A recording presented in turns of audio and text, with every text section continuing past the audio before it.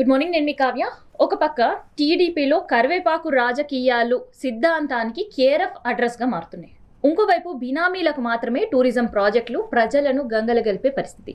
విద్యా వ్యవస్థ సర్వనాశనం అవుతుంది అనే వార్తలు కూడా వినిపిస్తున్నాయి. ఇంతకీ పిఠాపురం వర్మ రాజకీయ భవిష్యత్తుకి చెక్ పెట్టేందుకే బాబు ఈ నిర్ణయం తీసుకున్నారా, లేదంటే జనసేన ఒత్తిళ్లకు తలొగ్గే పరిస్థితి? సో ఇట్లాంటి విషయాలన్నీ కూడా మాట్లాడదాం. ప్రజెంట్ మనతో స్టూడియోలో కేఎస్ ప్రసాద్ గారు ఉన్నారు. సార్ నమస్తే. నమస్తే అమ్మా. పిఠాపురం వర్మ ఆయనకు చెక్ పెట్టాలని నిర్ణయం తీసుకున్నారా, లేదు అంటే జనసేన ఒత్తిళ్లకు బాబు తలొగ్గారా?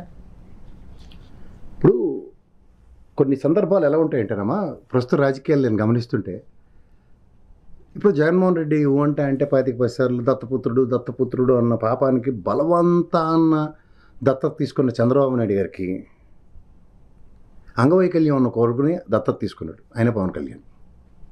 అంతే ఇది కాదు. అప్పుడు ఏమవుతుందంటే, ఈ శంకలో సగ్గడిలాగా దిగలేని పరిస్థితి ఎప్పుడైతే ఉందో, అప్పుడు ఏంటంటే తన కడుపును పుట్టిన పిల్లల్ని పులి ఎప్పుడైతే చూడు ఆకలి అయితే తినేస్తుంది అన్నట్టు వర్మలాటోని తినడానికి ట్రై చేశారు. ఇప్పుడు సింపుల్ లాజిక్, వర్మ అనే ఇండిపెండెంట్ క్యారెక్టర్ అయిన పిఠాపురంలో వీళ్ళందరూ ఒకసారి యాషలేసినా ఇండిపెండెంట్గా నిలబడి గెలిచి చూపించిన సామర్థ్యం అవుతుంది. ఇప్పుడు ఎవరికైనా ఉన్న ఊరు కన్న తల్లి అంటారు. ఉన్న ఊరు కన్నతల్లి అన్న దగ్గర కన్నతల్లి మాత్రమే ఉన్న పవన్ కళ్యాణ్. ఉన్న ఊరు ఏదంటే రోజుకోసారి టార్చ్ లైట్ వేసుకుని బొగ్గంలో కార్మికుల్లో ఎత్తుక్కుంటూ ఉండడమే. ఇప్పుడు ఎంతసేపు మనం రాజకీయం ఎలా తగలడిందంటే, ఇవతల వైఎస్ఆర్సీపీ వాళ్ళు కానీ ఎవరైనా సరే ఆవు వ్యాసంలాగా ఈ పవన్ కళ్యాణ్ చుట్టూ తిప్పే కార్యక్రమం. ఎందుకంటే that is a time waste కార్యక్రమం. ఒక ఇండిపెండెంట్ ఎబిలిటీ క్యాపబిలిటీ లేని వాడిని రోజు చర్చిస్తూ మనందరం టైం వేస్ట్ చేస్తున్నాం. ఇప్పుడు రేపు పొద్దున పిఠాపురంలో వర్మ అనే క్యారెక్టరు పార్టీలకు అతీతంగా ఆయన ఇండిపెండెంట్గా నిలబడినా గెలిచే సామర్థ్యం ఉన్నాడు. సామర్థ్యం లేనోడు రేపు పొద్దున పిఠాపురంలో వర్మకు పోటీ ఇస్తే ఏడు చేయాలో తెలియని నిస్సహాయ స్థితి. ఎందుకంటే అతనికి నియోజకవర్గం లేదు. గతంలో మీరు చింతలపూడి గారు ఉండేవారు, ఆయన ప్రజారాజ్యం పార్టీ నుంచి ఎమ్మెల్యే కూడా గెలిచాడు. ఆయన గాజువాకలో 1,00,000 సామాజిక వర్గం ఓట్లన్నీ ఉదయం కన్సల్టేట్ అవగానే ఇంకేటి నాకు గెలుపు నెలరి మీద నడకని చెప్పి వాళ్ళని ఎత్తికెక్కాడు. అక్కడ నేను ఈ విషయం చాలాసార్లు చర్చించా. అక్కడ ఎక్కి ఆయనకి పిఠాపురం తీసుకెళ్ళి గాజువాక నుంచి తీసుకెళ్ళి ఆయనకి అక్కడేంటి పెందుర్తి ఇచ్చాడు. తా చెడ్డకోతి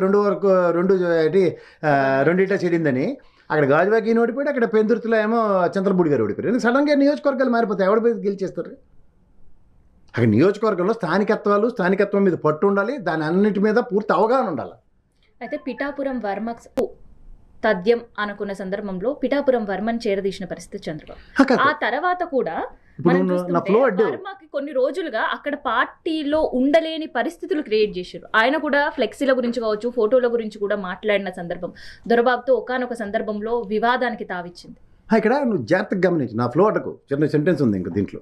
ఇప్పుడు ఎప్పుడైతే పవన్ కళ్యాణ్ ఇన్కాంపిటెన్సీని కాంపిటెంట్ పర్సన్ కింద ప్రొజెక్ట్ చేయాలంటే, ఇప్పుడు అదే కనుక గాజువాకలో ఆ రోజు చింతలపూడి గారు నిలబడి ఆయన త్యాగం చేయాలి. అప్పుడు వీళ్ళు సొంత పెత్తనం నిలబెట్టారు కదా జనసేన పార్టీ, అప్పుడు తీసుకెళ్ళి పెందుర్తిలో తగలెట్టాడు ఆయన్ని.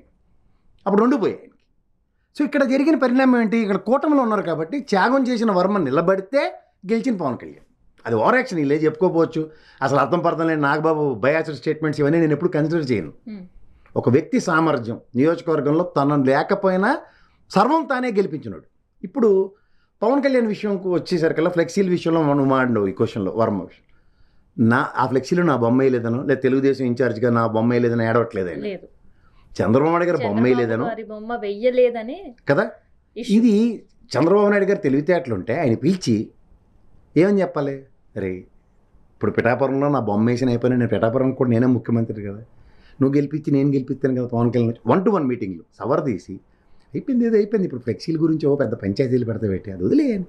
బయటకు వచ్చి వేగాలు పోయి ఏంటి ఫ్లెక్సీ పెద్ద విషయమా, వర్మ ఇలాంటి చేస్తూ ఊరుకోం ఏంటిది? స్ట్రాంగ్గా వాళ్ళకడ సేమ్ 2001లో కూడా ఇదే దైద్యం కేసీఆర్ గారితో ఇదే తలకానొప్పి తెస్తూ మొత్తం నన్ను గుండు గీశారు తెలుగుదేశానికి. ఇక్కడ నువ్వు ఇక్కడ వర్మ ఇండిపెండెంట్ క్యారెక్టర్ కింద చూస్తున్నావు. The entire Telugu Desam cadre in the vibrations of rest of the నియోజకవర్గాలన్నీ ఎలా ఉంటాయి? ఆల్రెడీ జనసేన వాళ్ళకి ఆల్రెడీ తెలుగుదేశంతో ఫ్రిక్షన్ ఉండి వాళ్ళకి నెత్తి వాచిపోతుంటుంది. అప్పుడు వాళ్ళ అధినాయకుడు ఆయన పక్క లేరు. జనసేన వాళ్ళకి గుండు వాచిపోతుంటే పవన్ కళ్యాణ్ ఎక్కడ రిట్రీవ్ అయ్యి సమాధానం చెప్పట్లే, మీరు సావండి అన్నట్టు వదిలేసాడు. పైపోతే నాగబాబు అటు వెళ్ళి ఇవన్నీ మాడతారు. ఆయన ఆరోగ్యం ఎలా ఉందో తెలియదే. ఇటు ముక్కు ప్లాస్టిక్ అయితే ప్రపంచం తెరబడిపోయిందా? సైనసైటిస్ ఒక దిక్కుమాల ఆపరేషన్ అది. సీవిడి సరిగ్గా చేతపోతే తీసి ఆపరేషన్ అది. దానికో బిల్డప్లు, ఆరోగ్యం పోలేదు, రోజు కొనికిచ్చినాకలాగా రోజు కొనుక్కుంటూ తిరుక్కుంటే ఎండ పడదు, ఏసీ పడదు, మంచినీళ్ళు పడవు. అతి సుకుమారం కటికి దరిద్రం అని చూస్తూ నాకు చంద్రబాబు నాయుడు అయితే నాకు బాహుబలి సినిమాలో శివగామిలా కనబడ్డాడు. ఆ శివగామిలో చూడు కళ్ళు పొరలు గమ్మినప్పుడు ఏమైంది, జీవితంలో 2 సార్లు శివగామిని రోల్ ప్లే చేసాడు. కేసీఆర్ విషయంలోనూ ఇప్పుడు కాబోయే పేటాపారంలో కూడా. ప్రభాస్కి ఏం జరిగింది, అవమానం చేసి ఎత్తేస్తే ఏమైంది, లాస్ట్కి ముసలిదాని సాగుకు వచ్చింది. వచ్చిందా రాలేదా? ఇక్కడ తెలంగాణలో అదే పరిస్థితే కాదా? లాస్ట్కి శివగామకి ఏమైంది, ఆవిడ పుట్టిన కొడుకునే మోసుకుంటూ బయటికి వెళ్ళి ఆవిడ చచ్చిపోయింది. అలాగే తెలుగుదేశాన్ని భుజాల మీద మోస్తున్నప్పటి నుంచి ప్రాణాలకు తెగించి 19-20 సంవత్సరాలు అంటే 2-3 దశాబ్దాలుగా పనిచేస్తున్న వర్మ కనబడకపోతే అదే వెనకటి గుర్తునే సామెతలు చెప్పలే, ముందు వచ్చిన తోక్కనే వెనకతలు వచ్చిన కొమ్ములు వాడని. ఇప్పుడు ఏముంది, పైపైన కుషామత రాజకీయాలు నడుస్తున్నాయి. వాడికి గతి లేక ఇంకోటికి మతి లేక. గతి లేని రాజకీయం అంటే పవన్ కళ్యాణ్కి బయట బతకలేదు, బీబీ బ్యాచ్ అంటాం మేము. బయట బతకలేనటువంటి పవన్ కళ్యాణ్, స్వతంత్ర ప్రతిపత్తి లేదు. సో అలాంటి ఏంటి, శంకలో సెక్రటరీలో కూర్చున్నప్పుడు ఎత్తుకుని తిరుగుతుంటే ఏమవుతుంది? మీరేమో స్వయం ప్రతిపత్తి లేదంటున్నారు. ఇంకో పక్క జనసేన నుంచి కేవలం పార్టీ నుంచి బయటికి పంపించడమే కాదు, రాజకీయ భవిష్యత్తే లేకుండా చేస్తాము అంటూ కూడా ఎవరికి వ్యాఖ్యలు చేసే పరిస్థితి వర్మకి. ఎవరికి వర్మకి అలా కాదు. కానీ ఇంకో మాట చెప్పాను, అసలు వైఎస్ఆర్సీపీ గురించి కూడా మాట చెప్తా. క్షత్రియ సామాజిక వర్గంకి ఒక ఎబిలిటీ ఉంటుంది. ఎవరు అక్కలే రఘురామ కృష్ణరాజు గారిని ఎగ్జాంపుల్ చెప్పొచ్చు. వైఎస్ఆర్సీపీలో టార్చర్ అనుభవించాడు, ఏదో చెప్పాడు, అవన్నీ అయిపోయింది కదా, బయటకు వచ్చాడు కదా. తెలుగుదేశంకి వెళ్ళి ఉండి సీటు నానా తెప్పలు పడి సంపాదించుకున్నాడు కదా, గెలిచాడా లేదా? అశోక్ గజపతిరాజు ఉన్నాడు, మా మోతపల్లి నరసింహ ఉన్నాడు, ఇక్కడ కింద మీద పడిపోయి చచ్చిపోయాడు ఎన్డీఏ కూటమిలో, నేను ఎట్టి పరిస్థితుల్లో గవర్నర్ అని. లాస్ట్కి ఏమైంది, రాసబిడ్డలో మేసం మీద చేసి గవర్నర్ అయ్యి గోవాకి వెళ్ళొచ్చాడు ఆయన. ఇక్కడ వర్మ. ఇప్పుడు వాళ్ళకి ఎలా ఉంటుందంటే కన్సాలిడేషను జాగ్రత్తగా గమనిస్తూ ఉంటుంది సామాజిక వర్గం. వాళ్ళకి సముచిత స్థానం ఎప్పుడైతే లేకపోతే కన్సాలిడేషన్ చాలా ఎక్కువ ఉంటుంది. జరిగింది అదే కదా. అరే ఆయన ఇండిపెండెంట్ క్యాపబిలిటీ జగమెరిగిన సత్యం. అలాంటి గెలుక్కుంటే ఎవరైతే చెప్పాలమ్మా? నీకు బాహుబలి సినిమా, కేసీఆర్ గారి సినిమా 2 కొట్టొచ్చినట్టు కనబడుతుంది నాకైతే చంద్రబాబు నాయుడు గారికి. ఆయన అంతే, గెలిచిన ఊపులో కేసీఆర్ని అశ్రద్ధ చేసుకున్నాడు. అది ఎక్కడ దాకా వెళ్ళింది, రాష్ట్ర విభజన 10 సంవత్సరాలు తెలుగుదేశంకి ఇక్కడ ఉనికిపోవడం, 10 సంవత్సరాలు కాంకరెంట్గా ఆయన ముఖ్యమంత్రి అవడం.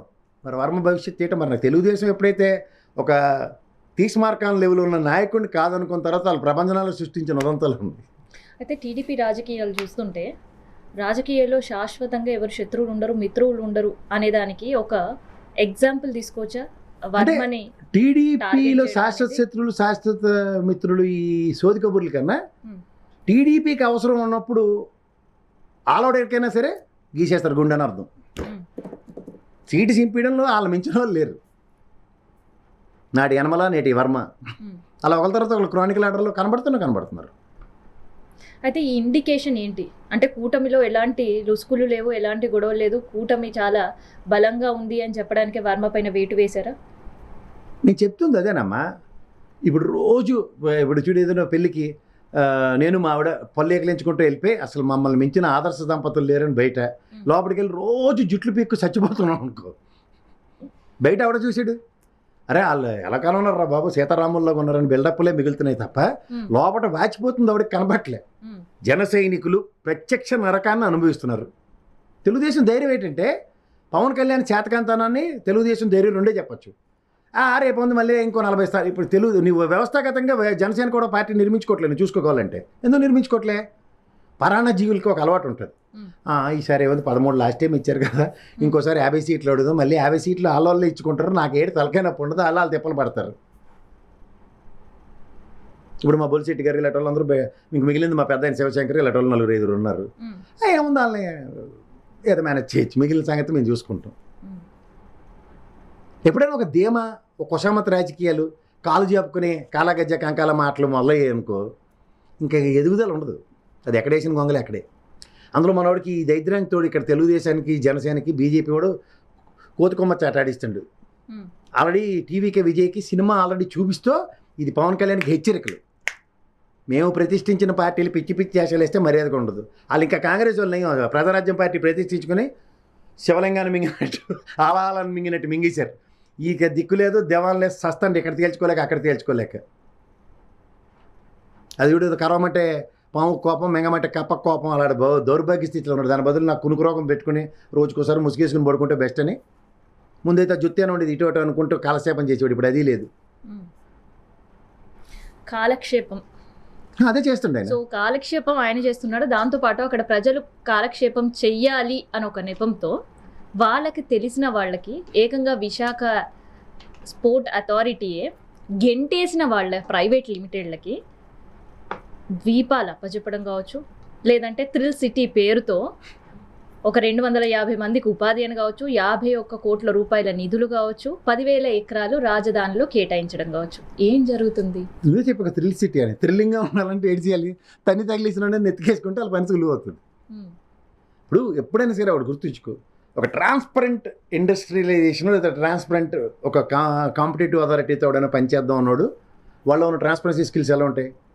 Why the hell I need to give bribe అన్న కాన్సెప్ట్ ఉంటుందా ఉండదా? ఏమీ లేనాడు తన్ని తగిలిసినాడు అనుకో, నువ్వు ఏడు చెప్తే ఆ కోత ఆట ఆడడానికి రెడీగా ఉంటాడు. లోపు బయట ఆడే వాళ్ళని ఎప్పుడైతే ఒకళ్ళు ఎంటర్టైన్ చేస్తారంటే దాంట్లో మర్మం గ్రహించగలుగుతారు.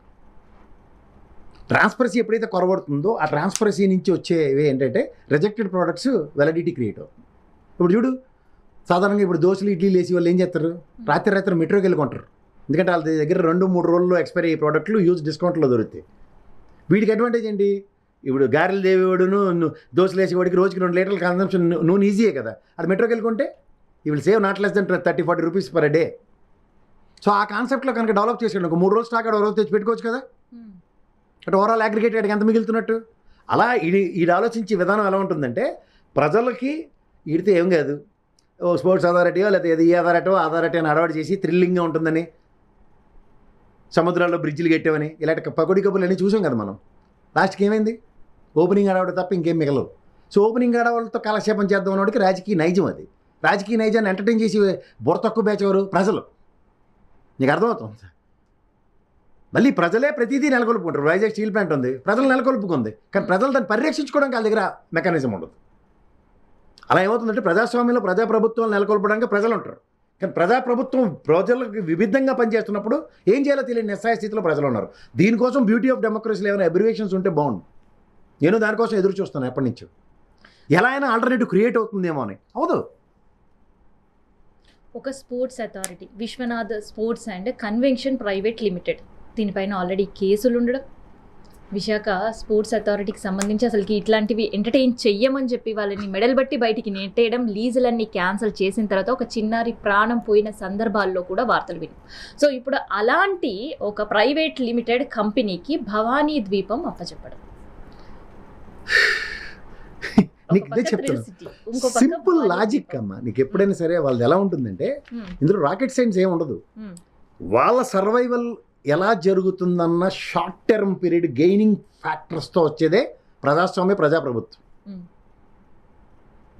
ఇవాళ ఈ టెన్యూర్ ఆఫ్ 5 yearsలో నేను ఎలా సర్వైవ్ అయ్యానో, నాకేం వచ్చింది అన్న ఆలోచించుకునే ప్రజాప్రభుత్వాలు టాలరెన్స్లు ఎక్కువ ఉన్నాయి ప్రజలకి.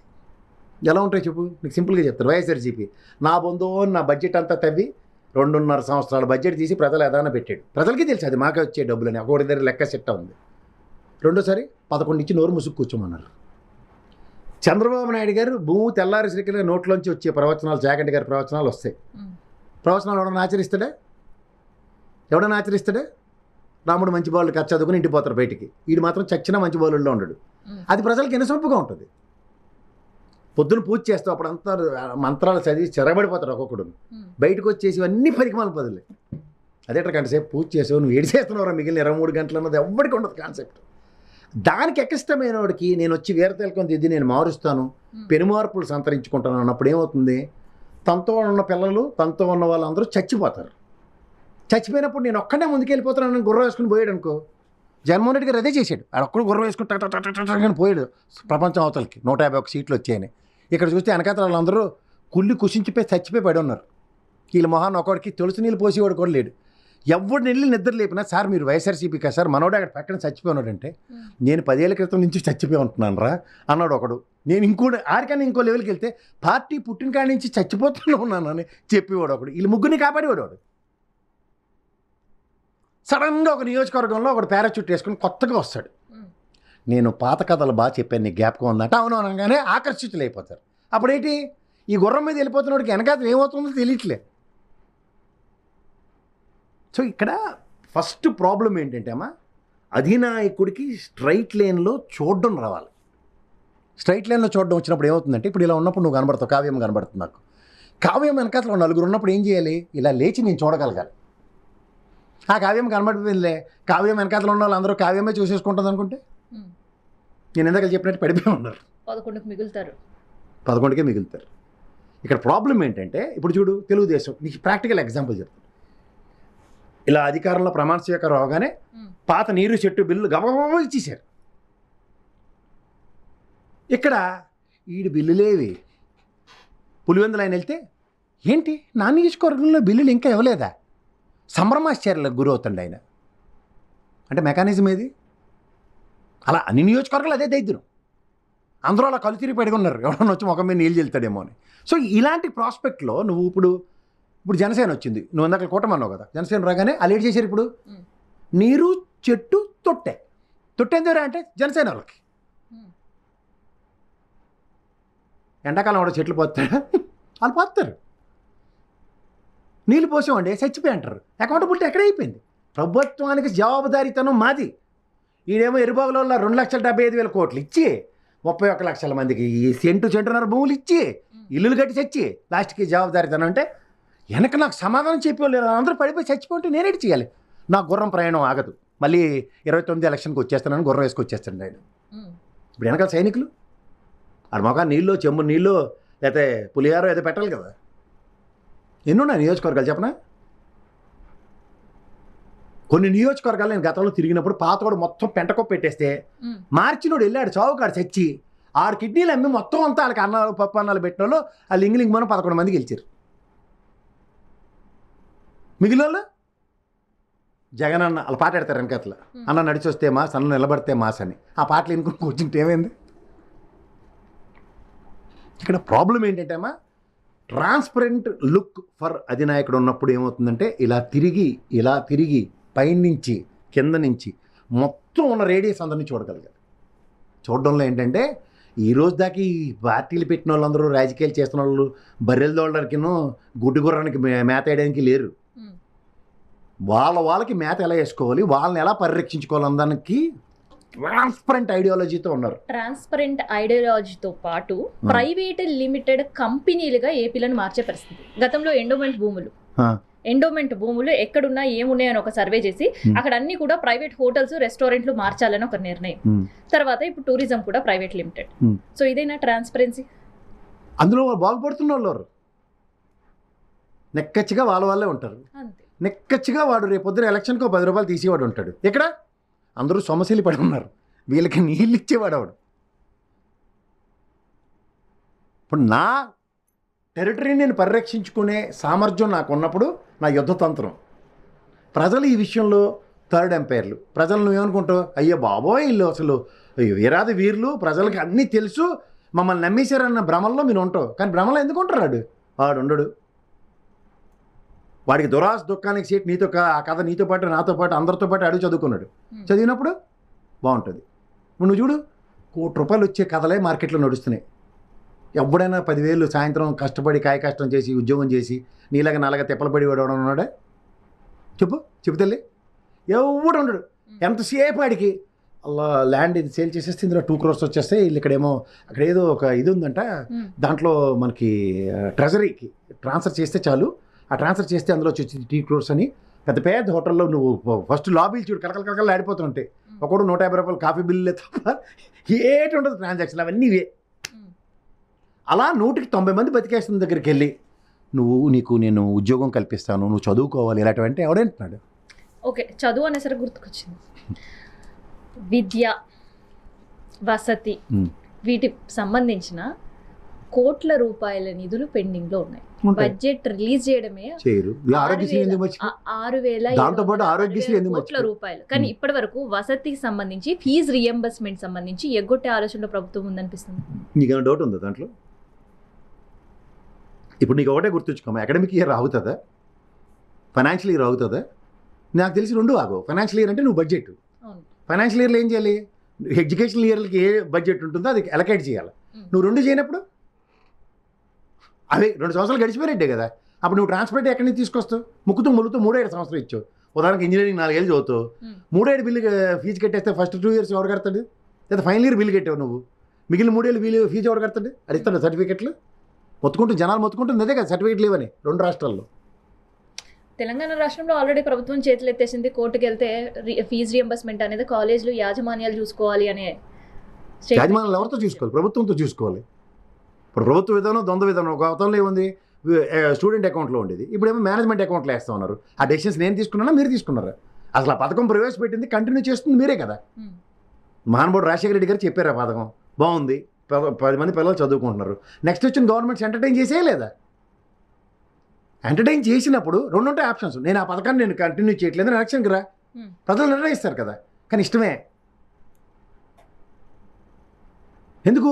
ప్రజలు తిరిగి ఇప్పుడు ఉదాహరణకి జవాబుదారితనం అడిగే దగ్గర ఈ బడ్జెట్లో ఎలకేషన్ లేదని మార్చి బడ్జెట్లో ప్రజలు నిలదీశారు అనుకో, ఫీజు రీంబర్స్మెంట్ ఉందో లేదో అని మళ్ళీ నువ్వు విశ్లేషించడం ఎందుకు?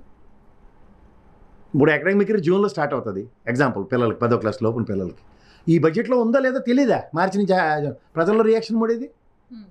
మా అయితే పిల్లలు సర్టిఫికేట్లు రావట్లేదు, లేకపోతే 2 రోజులు గరావులు, ఆ సిపిఎం పార్టీలాగా అడవాడు చేద్దాం అంటే ఎక్కడ వద్దు? వాస్తవానికి దగ్గరగా మనం వెళ్ళి మాట్లాడతామా లేదా అన్నది తెలియాలి. సో ఈ ఏడాది కూడా ఫీజు రియంబర్స్మెంట్ అనేది మర్చిపోవాల్సిందే. నాకైతే లాస్ట్ బడ్జెట్లో కనబడలేదు కాబట్టి ఖచ్చితంగా నేను మర్చిపోయి ఉన్నాను. బడ్జెట్కి సంబంధం లేకుండా బకాయిలు ఉండే సందర్భం అది కుదరదమ్మా. ఇప్పుడు నీకు బడ్జెట్ అప్పులు, బడ్జెటేతర అప్పులు అట్లా అవి సుస్పష్టంగా ప్రస్ఫుటిస్తూ ఉంటాయి. సో నువ్వు లాస్ట్ ఇయర్ రియంబర్స్మెంట్ చేయని అమౌంట్ క్యారీ ఫార్వర్డ్ నెక్స్ట్ ఇయర్కి. సో ఆబ్వియస్లీ అది అక్యుములేటెడ్ నాన్ సెన్స్ ఉన్నప్పుడు నేను ఈ బడ్జెట్లో అలొకేషన్ లేనప్పుడు 2 నాన్ సెన్స్ని థర్డ్ ఇయర్ ఎలా అడ్రస్ చేస్తామన్నది నా ప్రశ్న. లేదండి ఫీజు రియంబర్స్మెంట్ నేను ఒక ట్రాన్స్పరెంట్ గజెట్ ఇచ్చాను, 4 ఏళ్ళలో క్లియర్ చేస్తాం. ఫస్ట్ ఏదైతే విడతల వారీగా ఈ బడ్జెట్లో ఎంత అలొకేషన్ ఉంది, ఫస్ట్ ఇయర్ ఫీజు ఇస్తున్నాం, సెకండ్ ఇయర్ది థర్డ్ ఇయర్ది కలిపి థర్డ్ ఇయర్లో 2 ఇన్స్టాల్మెంట్లు ఇస్తాం, ఇలాంటివి ఏదో చెప్పారు అనుకో ప్రజలు అర్థం చేసుకుంటారు, లేదా కాలేజీలు మేనేజ్మెంట్లు అర్థం చేసుకుంటారు. అసలు దాని మీద ఏది లేనకుండా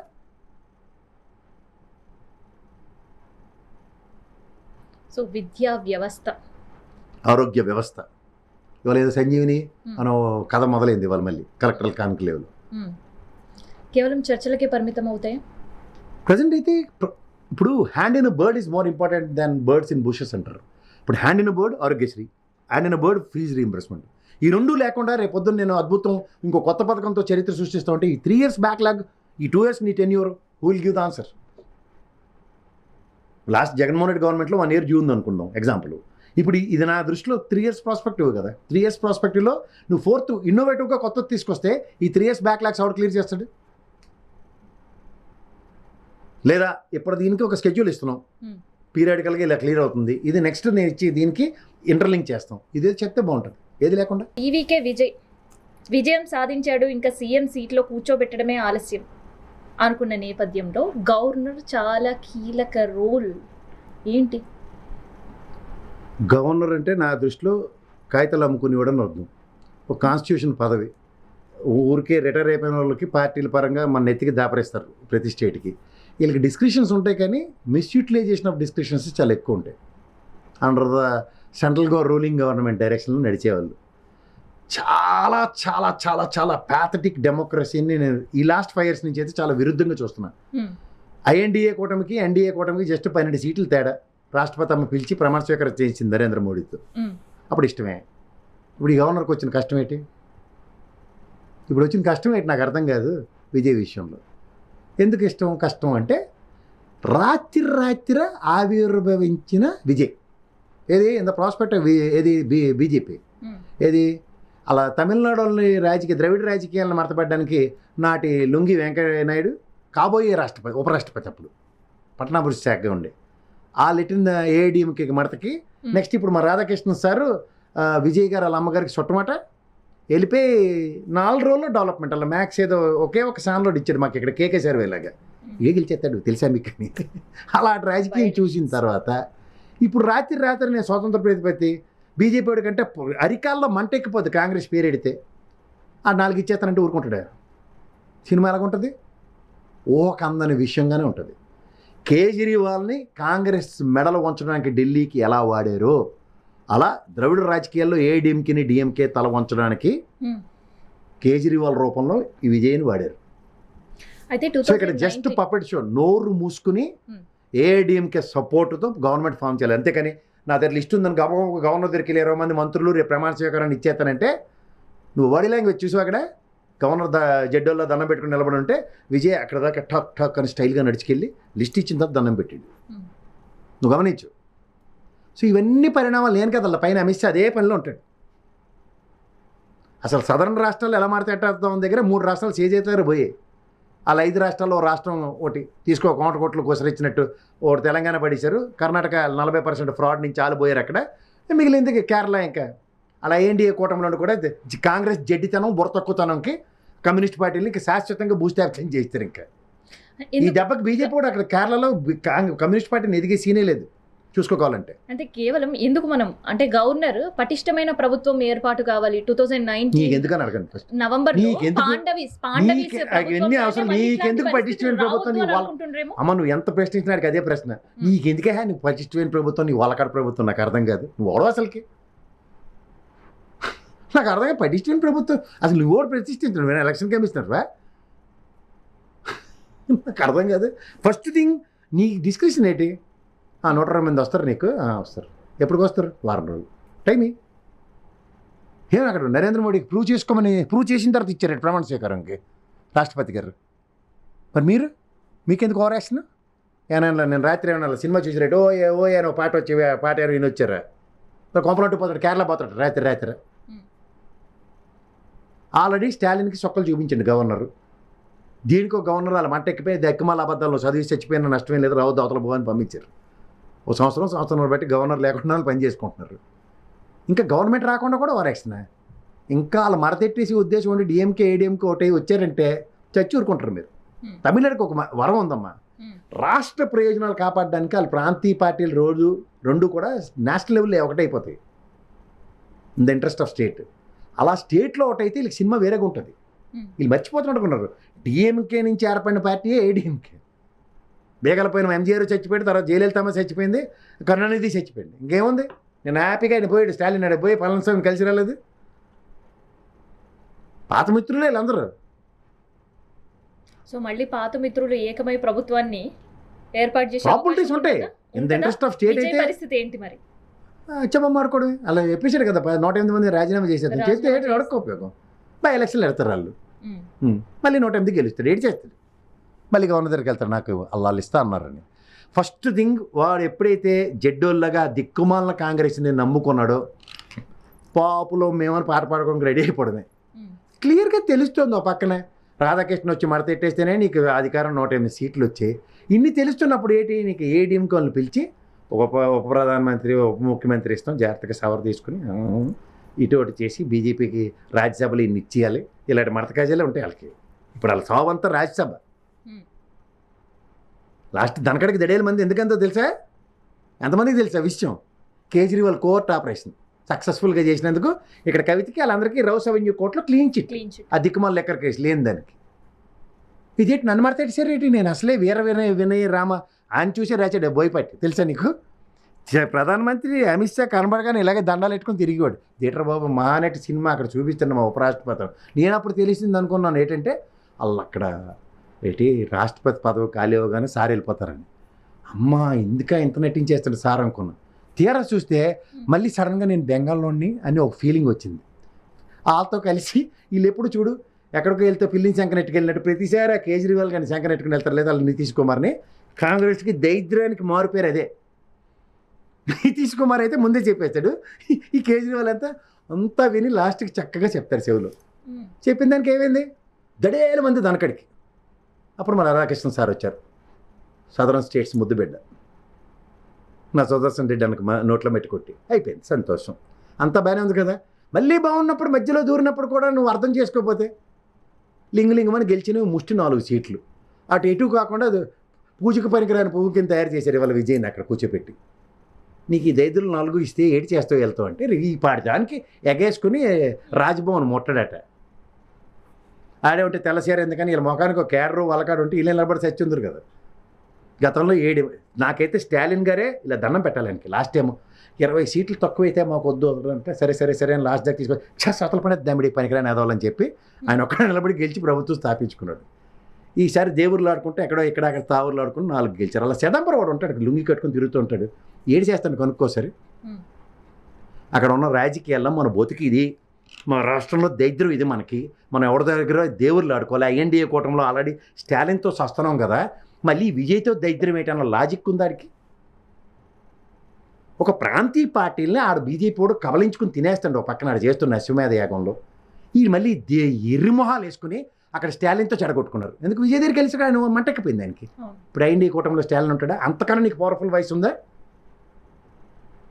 అక్కడ మమతా బెనర్జీకి ఆవిడ తగలెట్టారు. అక్కడ గతంలో ఎంఐఎం పార్టీ ఒకటే ఉండేది వాళ్ళ నెత్తికి. బీజేపీ పార్టీలు ఎంఐఎం పార్టీ ఓట్లు చీలికి ఎలాగని ఓ పక్క 90 లక్షల ఓట్లు ఎత్తేసి ఎందుకు పనికిరాని కాంగ్రెస్ సిపిఎం పార్టీలు ఆడ తగలబట్టి మొత్తానికి మమతా బెనర్జీని ఇడికి చేశారు.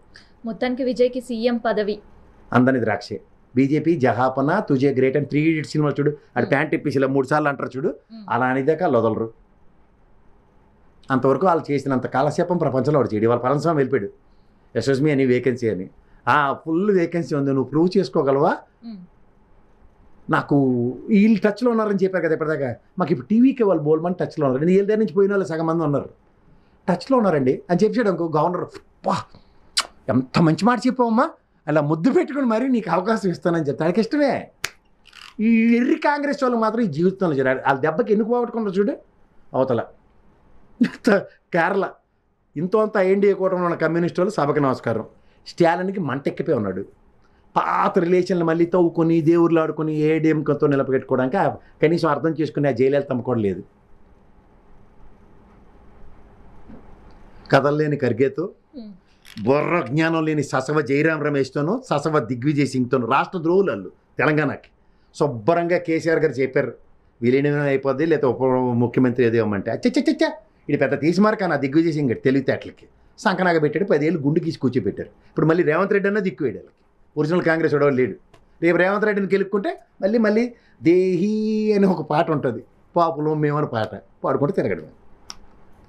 మమతా బెనర్జీ అంతే, ముగిసిన అధ్యాయం. మా అయితే ఢిల్లీ రాజకీయాల్లో రాజ్యసభ వచ్చి జరుగుతున్న హత్యలకు కారణం ఏదైనా అవుతుందమ్మా. కర్ణుడి చదువుకు 100 కారణాలు.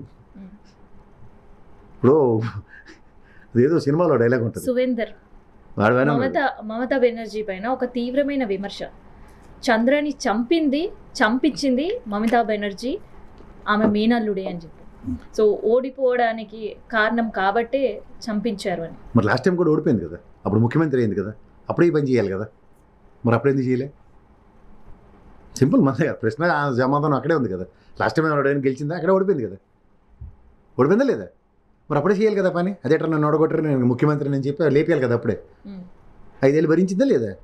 6-7 గంటల కోపం వస్తుంది. అవన్నీ ఇర్రెలవెంట్ అమ్మా. ఫస్ట్ థింగ్ ఏంటంటే ఏదో జరగచ్చు, అద్భుతాలు జరిగే ముందు కొన్ని ఇలాగే ఉంటాయి. పదవికి రాజీనామా చెయ్యను ఏమవుతుంది? అప్పుడు గవర్నర్ ఇంకొక అవతారం ఉంటుంది.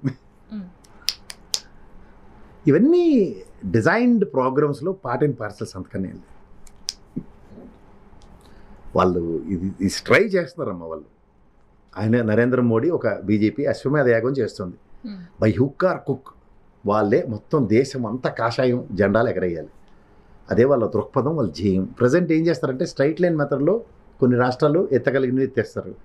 లేని దగ్గర ఏం చేస్తారంటే 1, 2, 3 స్ట్రాటజీ. నేను ఎప్పుడు చెప్తూ ఉంటాను, వాడు 3rd ప్లేస్లో అయినా ఎక్కడో తగలడానికి చూస్తాడు. ఫస్ట్ సూది మోనంత జాగా అని చెప్తారు చూడు, అలా వచ్చి దాపరేస్తాడు మనకి. ఇంకా అక్కడి నుంచి దరిద్రం మొదలవుద్ది. అక్కడే మొదల్లోనే తుంచకుండా మనం కన్సిడరేషన్స్ ఇచ్చారంటే మొదలైనట్టే దుకాణం మనకి. అంతకని ఇంకేం లేదు. ఇక్కడ తెలంగాణ ఆంధ్రప్రదేశ్లో చూడు, డైరెక్ట్గా ఎక్కలేకపోతే అది మామూలుగా అయితే 0.83% అసలు చిచ్చే అవతల బండానికి గసురుతారు. కరెక్ట్గా తెలుగుదేశం సంఖ్యనెక్కగానే 3, 4 మన యదమానికి టికెట్లు గ్యారంటీ, సీట్లు గ్యారంటీ. ఇదేం దౌర్భాగ్యం నాకు అర్థమవుతుంది. సో సేమ్ సీన్ వెస్ట్ బెంగాల్లోనూ అంతే. అలాంటి 1, 2, 3 స్ట్రాటజీ 3 సార్లు బట్టి కాంగ్రెస్ కమ్యూనిస్ట్ పార్టీలు కడుపు కొట్టి వాళ్ళకి ఇప్పుడు ఏకమేకే 213 సీట్లతో నెత్తికి దాపరించాడు. ఇంకా వాళ్ళందరినీ బూస్టాప్ మామూలుగా నలిపినట్టు నిలిపేస్తాడు. ఈ దెబ్బ కేరళ కూడా ఎత్తిపోయింది కాబట్టి ఇంక కమ్యూనిస్ట్ పార్టీలో ఉండేవారు టా అని టాగునింతం పెట్టుకుని తిరగడమే మనం. Thank you sir.